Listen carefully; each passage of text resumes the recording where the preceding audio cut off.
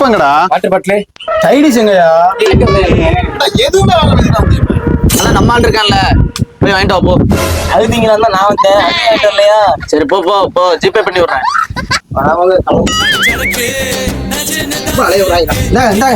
அடிங்க போ எடுத்து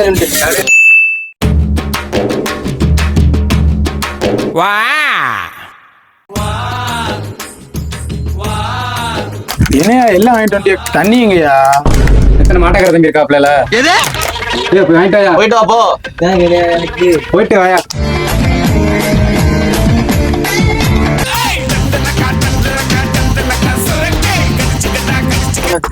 ஏய் நீ வரலையா?